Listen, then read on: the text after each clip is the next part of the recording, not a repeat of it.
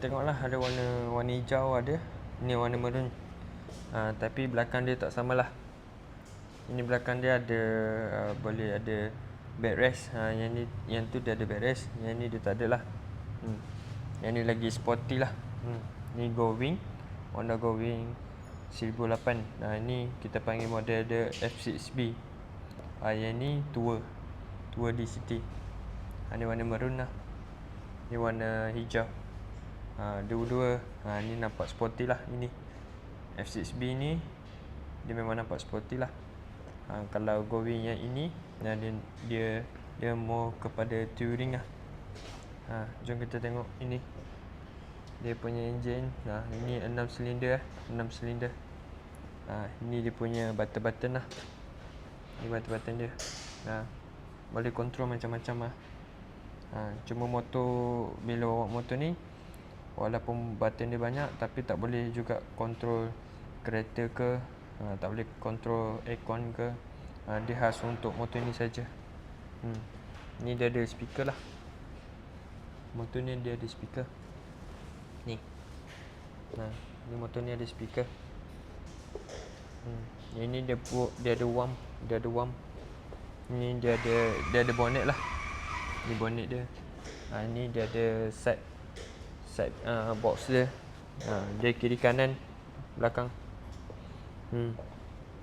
Ni motor ni tak berat lah.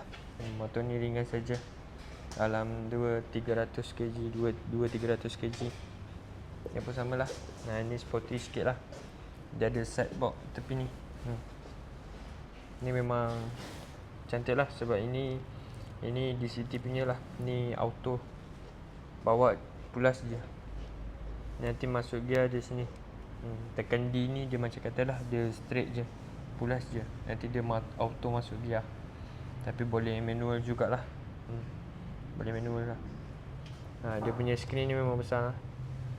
Motor ni motor Go-Wing Ni F6B lah.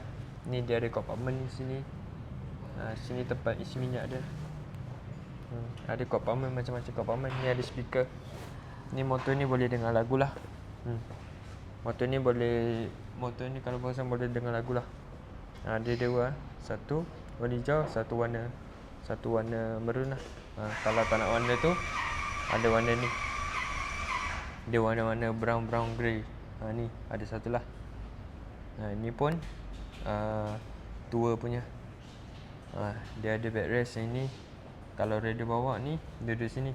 Pemonceng duduk sini lah. Tengoklah. Ini boleh baring lah. Bukan boleh baring lah, tapi pemonceng boleh sandar lah sini. Jangan tidur lah. Ni siapa tahu ni. Ni apa? Ni itu parking brake lah. Ni memang best lah. Siapa berminat boleh datang dekat Motorcycle Center di Petaling Jaya lah. Boleh tengok lah. Okay.